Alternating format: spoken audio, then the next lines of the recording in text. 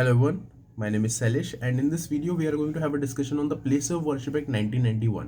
तो अगर आपने न्यूज़पेपर को रिलीजियसली फॉलो किया है तो आपको पता होगा कि पिछले एक सप्ताह से ये न्यूज़ में है।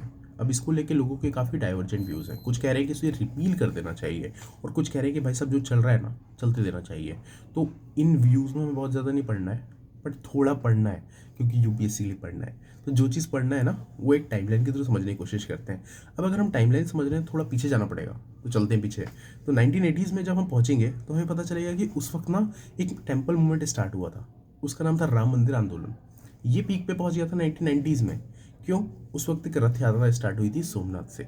अब उसके बाद क्या हुआ, 1991 में ना एक एक्ट लाया गया, that is known as the place of worship act. इस एक्ट में ये बोला गया कि जो भी रिलीजियस कैरेक्टर है एक किसी भी स्ट्रक्चर का, अगर 15 अगस्त 1947 के पहले का, तो उसको आप अल्टर नहीं कर सकते। दैट मीन्स कि if there is a structure that is made और बिल्ड बिफोर 15 अगस्त और 1947, then you can not alter the religious character of that particular structure.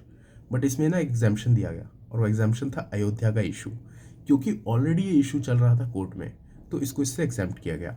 फिर 2019 में इसका वर्डिक्ट आया जिसमें कि बोला गया कि राम मंदिर बनेगा और किस तरीके से जो मस्जिद है उसके लिए जगह एलोकेट होगी। तो ये इशू तो सॉल्व हो गया।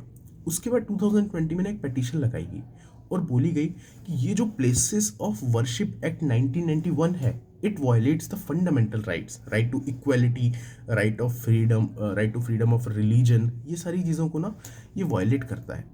तो उसके कारण क्या हुआ कि कोर्ट ने इसको समझने की कोशिश की। इवन इसमें आर्टिकल 21 का भी यूज़ किया गया था कि अगर जुडिशरी के पास मैं अपनी बातें नहीं रख पा रहा हूँ, या राइट टू डिग्निटी भी इसमें यूज़ किया गया था वर्ड, जो पिटीशन थी उसमें। तो कोर्ट ने इसको देखा और चंद्रचूड़ जी ने 2022 में एक रूलिंग दी। उन्होंने कहा कि ये रिलीजियस कैरेक्टर को चेंज करने को नहीं कहता, बट यू कैन असर्टेन, आपको पता लगा सकते हैं कि उस जगह पे आर्कियोलॉजिकल सर्वे किया जा सकता है कि उसका रिलीजियस कैरेक्टर क्या था। दैट मीन्स कि you can do the archaeological survey of that particular site. अब इसके कारण क्या हुआ कि जो भी डिस्ट्रिक्ट हाई कोर्ट से जहाँ पर ये केस चल रहा था और कुछ लोगों ने अपनी पिटीशन लगा दी कि ये जो स्ट्रक्चर है इसमें आर्कियोलॉजिकल सर्वे कराया जाना चाहिए।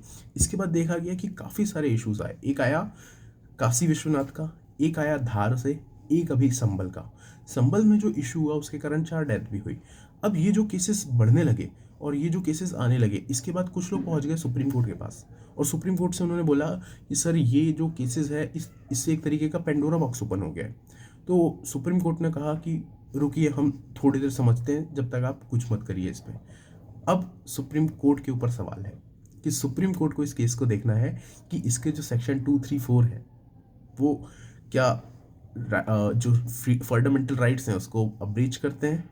तो ये सारे सवाल जो है ना सुप्रीम कोर्ट के सामने है। तो जैसे जैसे इसमें डेवलपमेंट होते जाएगा वैसे वैसे मैं आपको चीज़ें बताते जाऊंगा।